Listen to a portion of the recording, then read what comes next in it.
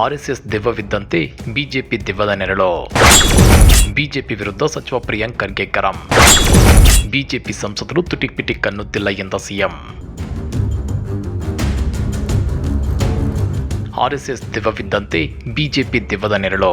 ನಾವು ನೆರಳಿನ ಜೊತೆ ಹೋರಾಟ ಮಾಡುವುದಕ್ಕಿಂತ ದೆವ್ವದ ಜೊತೆ ಹೋರಾಟ ಮಾಡಬೇಕು ಅಂತೇಳಿ ಸಚಿವ ಪ್ರಿಯಾಂಕ್ ಖರ್ಗೆ ವಾಗ್ದಾಳಿ ನಡೆಸಿದ್ದಾರೆ. ಹಾಗಾದ್ರೆ ಸಚಿವ ಪ್ರಿಯಾಂಕ್ ಖರ್ಗೆ ಬಿಜೆಪಿ ವಿರುದ್ಧ ಹೀಗೆ ವಾಗ್ದಾಳಿ ನಡೆಸಿದ್ದಕ್ಕೆ ಸಿಎಂ ಸಿದ್ದರಾಮಯ್ಯ ರಾಜ್ಯ ಬಿಜೆಪಿ ಸಂಸದರ ವಿರುದ್ಧ ಕೆಂಡ ಕಾರಿದ್ದಕ್ಕೆ ಗೊತ್ತಾ? ಅದನ್ನ ಡೀಟೇಲ್ ಆಗಿ ತೋರಿಸ್ತೀವಿ. ಆದ್ರೆ ಅದಕ್ಕಿಂತ ಮೊದಲು ಹಲೋ ಕನ್ನಡ ಯೂಟ್ಯೂಬ್ ಚಾನಲ್ ಅನ್ನ ಸಬ್ಸ್ಕ್ರೈಬ್ ಮಾಡ್ಕೊಳ್ಳಿ. ಹಾಗೇನೆ ಪಕ್ಕದಲ್ಲಿರೋ ಬೆಲ್ ಬಟನ್ ಅನ್ನು ಪ್ರೆಸ್ ಮಾಡಿ. ಆರ್ಎಸ್ಎಸ್ ದೆವ್ವವಿದ್ದಂತೆ ಬಿಜೆಪಿ ದೆವ್ವದ ನೆರಳು. ನಾವು ನೆರಳಿನ ಜೊತೆ ಹೋರಾಟ ಮಾಡಬಾರ್ದು, ದೆವ್ವದ ಜೊತೆ ಹೋರಾಟ ಮಾಡಬೇಕು ಅಂತೇಳಿ ಸಚಿವ ಪ್ರಿಯಾಂಕ್ ಖರ್ಗೆ ವಾಗ್ದಾಳಿ ನಡೆಸಿದ್ದಾರೆ. ಬೆಂಗಳೂರಿನ ಗಾಂಧಿ ಭವನದಲ್ಲಿ ಪುಸ್ತಕ ಬಿಡುಗಡೆ ಕಾರ್ಯಕ್ರಮದಲ್ಲಿ ಮಾತನಾಡಿರುವ ಸಚಿವ ಪ್ರಿಯಾಂಕ್ ಖರ್ಗೆ, ಆರ್ಎಸ್ಎಸ್ ಮುಖ್ಯಸ್ಥರು ಧರ್ಮ ಉಳಿಸಲು ಮೂರು ಮಕ್ಕಳನ್ನ ಹೇರಬೇಕು ಎನ್ನುತ್ತಾರೆ. ಆದ್ರೆ ಅವರು ಮಾತ್ರ ಬ್ರಹ್ಮಚಾರಿಯಾಗಿರುತ್ತಾರೆ. ಇದ್ಯಾವ ರೀತಿ ಧರ್ಮ? ಜಾತಿಗಳ ನಡುವೆ ಜಗಳ ಹಚ್ಚುವವರೇ ದೇಶದ್ರೋಹಿಗಳು ಅಂತೇಳಿ ಅಂಬೇಡ್ಕರ್ ಹೇಳಿದ್ದಾರೆ. ಮನುವಾದ ಪ್ರತಿಪಾದನೆ ಮಾಡುವವರು ಸಂವಿಧಾನವನ್ನ ಎತ್ತಿ ಹಿಡಿಯುತ್ತಾರಾ ಅಂತ ಪ್ರಶ್ನಿಸಿದ್ದಾರೆ. ಅಂಬೇಡ್ಕರ್ ಹೆಸರು ಹೇಳೋದು ಫ್ಯಾಷನ್ ಆಗಿದೆ ಅಂತೇಳಿ ಅಮಿತ್ ಶಾ ಅವರು ಸಂಸತ್ ಸದನದಲ್ಲಿ ಹೇಳಿದ್ರು. ಪಾರ್ಲಿಮೆಂಟ್ ನಲ್ಲಿ ಇಂಥ ಹೇಳಿಕೆ ಕೊಟ್ಟಿದ್ದು ಅಹಂಕಾರವಲ್ಲವೇ? 57 ವರ್ಷಗಳು ಕಳೆದರೂ ಆರ್ಎಸ್ಎಸ್ ನಮ್ಮ ದೇಶದ ಬಾವುಟ ಆರಿಸಲೇ ಇಲ್ಲ. ಅವರಿಗೆ ಫಂಡಿಂಗ್ ಹೇಗೆ ಬರುತ್ತದೆ ಅಂತ ಕೇಳಿದ್ರೆ ಅವರ ಬಳಿ ಉತ್ತರವಿಲ್ಲ. ಆರ್ಎಸ್ಎಸ್ ರಿಜಿಸ್ಟರ್ ಮಾಡುವ ಅಗತ್ಯವಿಲ್ಲ ಅಂತ ಹೇಳ್ತಾರೆ. ಇವತ್ತಲ್ಲ ನಾಳೆ ಆರ್ಎಸ್ಎಸ್ ರಿಜಿಸ್ಟರ್ ಆಗಲೇಬೇಕು, ಇಲ್ಲವಾದಲ್ಲಿ ನಾನೇ ಮಾಡಿಸುತ್ತೇನೆ ಅಂತೇಳಿ ಸಚಿವ ಪ್ರಿಯಾಂಕ್ ಖರ್ಗೆ ವಾಗ್ದಾಳಿ ನಡೆಸಿದ್ದಾರೆ. ಆರ್ಎಸ್ಎಸ್ನವರು ಅಕ್ರಮ ಹಣ ವರ್ಗಾವಣೆ ಮಾಡುತ್ತಿದ್ದಾರೆ. ಯಾವುದೇ ಟ್ಯಾಕ್ಸ್ ಕಟ್ಟುತ್ತಿಲ್ಲ, ಡೊನೇಷನ್ ತೆಗೆದುಕೊಳ್ಳಲ್ಲ, ಆದ್ರೆ ಗುರುದಕ್ಷಿಣೆ ತೆಗೆದುಕೊಳ್ಳುತ್ತಾರೆ. ಗುರುದಕ್ಷಿಣೆ ಅಂದ್ರೆ ಧ್ವಜದ ಹೆಸರಲ್ಲಿ ಹಣ ಸಂಗ್ರಹಿಸುತ್ತಾರೆ. ಆರ್ಎಸ್ಎಸ್ ಇಲ್ಲ ಅಂದ್ರೆ ಬಿಜೆಪಿ ಜೆಡಿಎಸ್ಗಿಂತ ಕಡಿಯಾಗಲಿದೆ ಅಂತೇಳಿ ಸಚಿವ ಪ್ರಿಯಾಂಕ್ ಖರ್ಗೆ ವಾಗ್ದಾಳಿ ನಡೆಸಿದ್ದಾರೆ. ನುಡಿದಂತೆ ನಡೆಯುವುದು ಕಾಂಗ್ರೆಸ್ ಮಾತ್ರ. ಬಿಜೆಪಿ ಎಂಪಿಗಳ ವಿರುದ್ಧ ಸಿಎಂ ಗರಂ. ದೇಶದಲ್ಲಿ ಜಿಎಸ್ಡಿಪಿಯಲ್ಲಿ ರಾಜ್ಯ ಮೊದಲ ಸ್ಥಾನದಲ್ಲಿದೆ.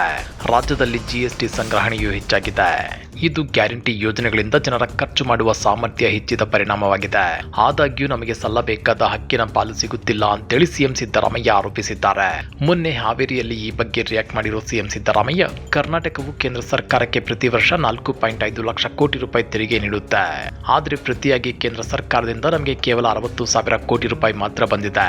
ಕೇಂದ್ರಕ್ಕೆ ನಾವು ಕೊಡುವ ಪ್ರತಿ 100 ರೂಪಾಯಿ ತೆರಿಗೆಯಲ್ಲಿ ನಮಗೆ ಸುಮಾರು 13ರಿಂದ 14 ರೂಪಾಯಿ ಮಾತ್ರ ಮರಳಿ ಸಿಗುತ್ತದೆ. 3 ವರ್ಷಗಳ ಹಿಂದೆ ಕೇಂದ್ರ ಬಜೆಟ್ನಲ್ಲಿ ಭದ್ರಾ ಮೇಲ್ದಂಡೆ ಯೋಜನೆಗೆ 5,300 ಕೋಟಿ ರೂಪಾಯಿ ಅನುದಾನ ಘೋಷಿಸಲಾಗಿತ್ತು. ಆದ್ರೆ ಇದುವರೆಗೂ 1 ಪೈಸೆಯೂ ಬಿಡುಗಡೆಯಾಗಿಲ್ಲ. 15ನೇ ಹಣಕಾಸು ಆಯೋಗದಲ್ಲಿ ನೀಡಬೇಕಾದ 11,495 ಕೋಟಿ ರೂಪಾಯಿ ಬಿಡುಗಡೆ ಮಾಡಿಲ್ಲ. ಜಲ್ ಜೀವನ್ ಮಿಷನ್ ಅಡಿಯಲ್ಲಿ ನೀಡಬೇಕಾದ 15,000 ಕೋಟಿ ರೂಪಾಯಿ ಇನ್ನೂ ಬಿಡುಗಡೆಯಾಗಿಲ್ಲ ಅಂತೇಳಿ ಸಿಎಂ ಸಿದ್ದರಾಮಯ್ಯ ಕಿಡಿಕಾರಿದ್ದಾರೆ. ಇದೇ ವೇಳೆ ರಾಜ್ಯದ ಬಿಜೆಪಿ ಸಂಸದರಾದ ಬಸವರಾಜ ಬೊಮ್ಮಾಯಿ, ಪ್ರಹ್ಲಾದ್ ಜೋಶಿ ಮತ್ತು ಜಗದೀಶ್ ಶೆಟ್ಟರ್ ಅವರು ರಾಜ್ಯಕ್ಕೆ ನಡೆಯುತ್ತಿರುವ ಅನ್ಯಾಯದ ವಿರುದ್ಧ ದೆಹಲಿಯಲ್ಲಿ ಮಾತನಾಡ್ತಿಲ್ಲ ಅಂತೇಳಿ ಆರೋಪಿಸಿದ್ದಾರೆ. ಹಿಂದಿನ ಬಿಜೆಪಿ ಸರ್ಕಾರ ಗುತ್ತಿಗೆದಾರರಿಗೆ ಕೊಡಬೇಕಾಗಿದ್ದ 75,000 ಕೋಟಿ ರೂಪಾಯಿ ಬಾಕಿಯನ್ನ ತೆರವುಗೊಳಿಸಿರಲಿಲ್ಲ. ಬಿಜೆಪಿ ಸರ್ಕಾರವು 2.75 ಲಕ್ಷ ಕೋಟಿ ರೂಪಾಯಿ ಮೌಲ್ಯದ ಕಾಮಗಾರಿಗಳಿಗೆ ಟೆಂಡರ್ ಕರೆದಿತ್ತು. ಈ ಎಲ್ಲಾ ಸಂಕಷ್ಟಗಳ ನಡುವೆಯೂ ನಮ್ಮ ಸರ್ಕಾರವು 5 ಗ್ಯಾರಂಟಿ ಯೋಜನೆಗಳನ್ನು ಜಾರಿಗೆ ತರುವುದಕ್ಕಾಗಿ 1.18 ಲಕ್ಷ ಕೋಟಿ ರೂಪಾಯಿ ವೆಚ್ಚ ಮಾಡಿದ್ದು, ನಮ್ಮ ಚುನಾವಣಾ ಘೋಷಣಾ ಪತ್ರದಲ್ಲಿ ನೀಡಿದ್ದ 590 ಭರವಸೆಗಳಲ್ಲಿ 273 ಈಡೇರಿಸಿದ್ದೇವೆ. ಉಳಿದ ಭರವಸೆಗಳನ್ನು ಈಡೇರಿಸಲು ಪ್ರಾಮಾಣಿಕ ಪ್ರಯತ್ನಗಳನ್ನು ಮಾಡುತ್ತಿದ್ದೇವೆ ಅಂತೇಳಿ ಸಿಎಂ ಸಿದ್ದರಾಮಯ್ಯ ಹೇಳಿದ್ದಾರೆ. ಇನ್ನ ನಮ್ಮ ಸರ್ಕಾರ 1000 ದಿನಗಳ ಆಡಳಿತವನ್ನ ಯಶಸ್ವಿಯಾಗಿ ಪೂರ್ಣಗೊಳಿಸಿದೆ. ಈ ಅವಧಿಯಲ್ಲಿ ದಲಿತರು, ಹಿಂದುಳಿದ ವರ್ಗಗಳು, ಅಲ್ಪಸಂಖ್ಯಾತರು ಮತ್ತು ಮಹಿಳೆಯರಿಗಾಗಿ ಕಲ್ಯಾಣ ಕಾರ್ಯಕ್ರಮಗಳನ್ನು ಜಾರಿಗೆ ತಂದಿದ್ದೇವೆ. ಮಾತು ಕೊಟ್ಟಂತೆ ನಡೆದುಕೊಳ್ಳೋದು ಕಾಂಗ್ರೆಸ್ ಸರ್ಕಾರ ಮಾತ್ರ ಅಂತೇಳಿ ಸಿಎಂ ಸಿದ್ದರಾಮಯ್ಯ ಪುನರುಚ್ಚರಿಸಿದ್ದಾರೆ. ಹಾಗಾದ್ರೆ ಸಚಿವ ಪ್ರಿಯಾಂಕ್ ಖರ್ಗೆ ಮತ್ತು ಸಿಎಂ ಸಿದ್ದರಾಮಯ್ಯ ಬಿಜೆಪಿ ನಾಯಕರ ವಿರುದ್ಧ ಮಾಡಿರೋ ಈ ವಾಗ್ದಾಳಿಯ ಬಗ್ಗೆ ನೀವೇನಂತೀರಾ? ಕಮೆಂಟ್ ಮಾಡಿ, ವಿಡಿಯೋ ಲೈಕ್ ಮಾಡಿ, ಶೇರ್ ಮಾಡಿ. ಇಂಥ ಮತ್ತಷ್ಟು ರೋಚಕ ರಾಜಕೀಯ ಸುದ್ದಿಗಳನ್ನ ಮಿಸ್ ಮಾಡದೆ ನೋಡಬೇಕು ಅಂದ್ರೆ ಹಲೋ ಕನ್ನಡ ಯೂಟ್ಯೂಬ್ ಚಾನಲ್ ಅನ್ನ ಸಬ್ಸ್ಕ್ರೈಬ್ ಮಾಡ್ಕೊಳ್ಳಿ.